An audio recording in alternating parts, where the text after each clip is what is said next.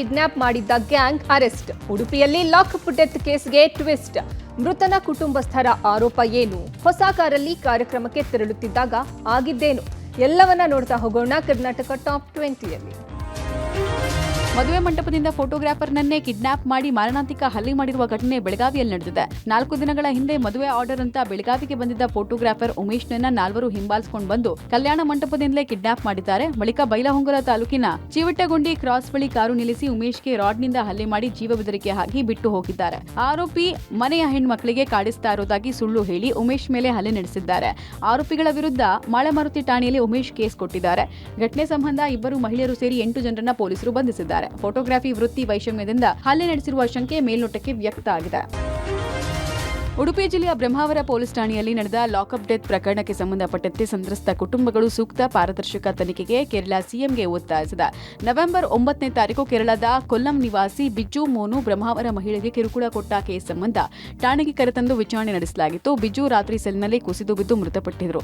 ಪ್ರಕರಣವನ್ನು ಸಿಐಡಿ ಅಧಿಕಾರಿಗಳು ತನಿಖೆ ನಡೆಸ್ತಾ ಇದ್ದು ಈ ಸಾವಿನಲ್ಲಿ ಸಂಶಯ ಇದೆ ಅಂತ ಮೃತ ಕುಟುಂಬಸ್ಥರು ದೂರಿದ್ದಾರೆ. ಬಿಜ್ಜು ಮೈ ಮೇಲೆ ಕೆಲ ಗಾಯಗಳ ಗುರುತು, ಮೊಣಕಾಲಿನ ಕೆಳಗೆ ಕೆಲ ಗಾಯದ ಗುರುತು ಪತ್ತೆಯಾಗಿದೆ.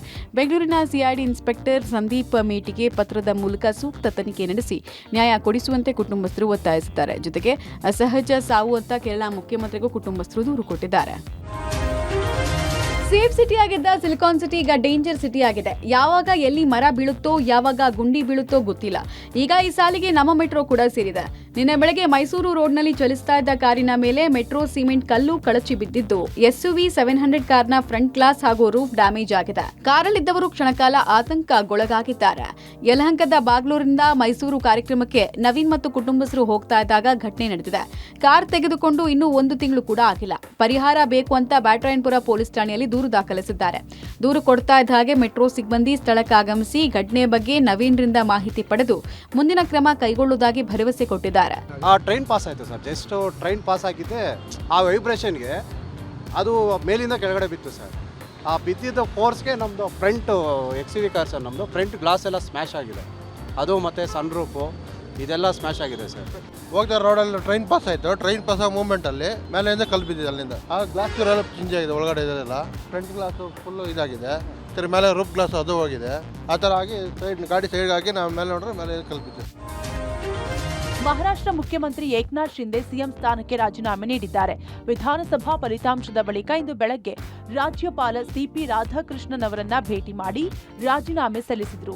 ಹೊಸ ಸಿಎಂ ಪ್ರಮಾಣ ವಚನ ಸ್ವೀಕರಿಸುವವರೆಗೆ ಹಂಗಾಮಿ ಮುಖ್ಯಮಂತ್ರಿಯಾಗಿ ಕಾರ್ಯನಿರ್ವಹಿಸುವಂತೆ ಶಿಂದೆ ಅವರಿಗೆ ರಾಜ್ಯಪಾಲರು ಸೂಚಿಸಿದರು. ಉಪಮುಖ್ಯಮಂತ್ರಿಗಳಾದ ದೇವೇಂದ್ರ ಫಡ್ನವೀಸ್ ಮತ್ತು ಅಜಿತ್ ಪವಾರ್ ಅವರೊಂದಿಗೆ ಶಿಂದೆ ರಾಜಭವನಕ್ಕೆ ಭೇಟಿ ನೀಡಿ ರಾಜೀನಾಮೆ ಸಲ್ಲಿಸಿದರು.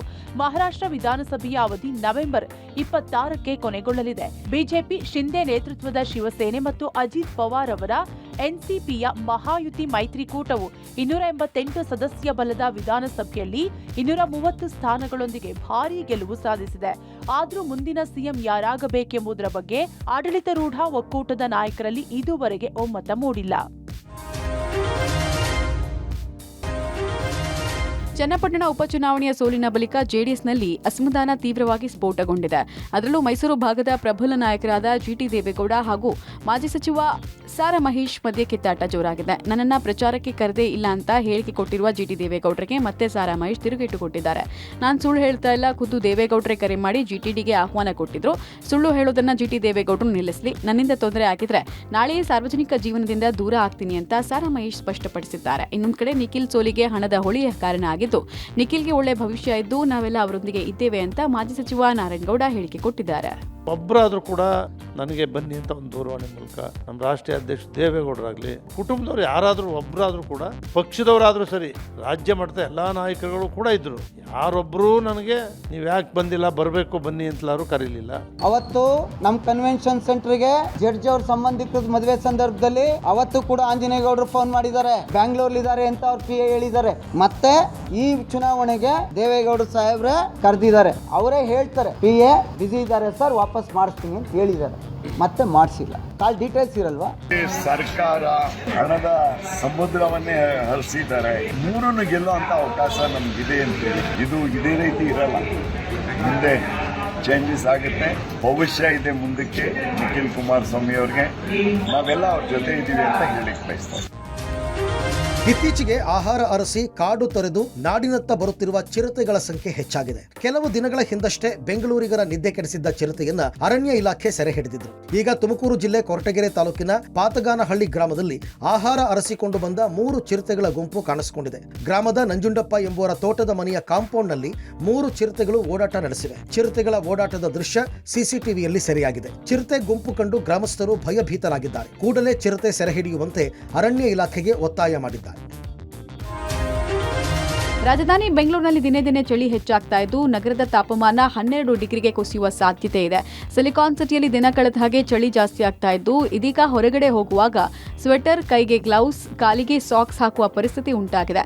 ಸಂಜೆಯಿಂದಲೇ ಚಳಿ ಪ್ರಾರಂಭ ಆಗ್ತಾ ಇದೆ. ಈ ಬಾರಿ ರಾಜ್ಯಕ್ಕೆ ಮಾಗಿ ಚಳಿ ಬೇಗ ಆಗಮಿಸಿದ್ದು ಪರಿಣಾಮ ಚಳಿ ಜೊತೆಗೆ ಮಧ್ಯರಾತ್ರಿ ಇಬ್ಬನಿ ಕೂಡ ಶುರುವಾಗಿದೆ. ಇನ್ನಷ್ಟು ಚಳಿಯ ಪ್ರಮಾಣ ಹೆಚ್ಚಾಗಲಿದ್ದು ಬೆಂಗಳೂರು ತಾಪಮಾನ 12 ಡಿಗ್ರಿಗೆ ಇಳಿಯುವ ಸಾಧ್ಯತೆ ಇದೆ. ಈಗಾಗಲೇ ಚಳಿ ಹೆಚ್ಚಿದ್ದು ಡಿಸೆಂಬರ್ ಹಾಗೂ ಜನವರಿ ತಿಂಗಳಲ್ಲಿ ಚಳಿ ಜಾಸ್ತಿಯಾಗುವ ಸಾಧ್ಯತೆ ಇದೆ. ರಾಜ್ಯದಲ್ಲಿ ಎಲ್ ನೀನೋ ಪರಿಸ್ಥಿತಿಯಿಂದಾಗಿ ಈ ಬಾರಿ ಚಳಿಯ ಪ್ರಮಾಣ ತೀವ್ರಗೊಂಡಿದೆ. ಪೆಸಿಫಿಕ್ ಮಹಾಸಾಗರದಲ್ಲಿ ಮೇಲ್ಮೈ ಉಷ್ಣಾಂಶ ಸಾಮಾನ್ಯ ಮಟ್ಟಕ್ಕಿಂತ ಕಡಿಮೆ ಆಗುವ ಮುನ್ಸೂಚನೆ ಇದ್ದು ಈ ರೀತಿ ಕಡಿಮೆ ಆಗೋದನ್ನ ಎಲ್ ನೀನೋ ಎನ್ನಲಾಗುತ್ತೆ. ಈ ಬಾರಿ ರಾಜ್ಯದಲ್ಲಿ ವಾಡಿಕೆಗಿಂತ ಅಧಿಕ ಮಳೆಯಾಗುವ ಕಾರಣ ಚಳಿ ಹೆಚ್ಚಾಗಿದೆ.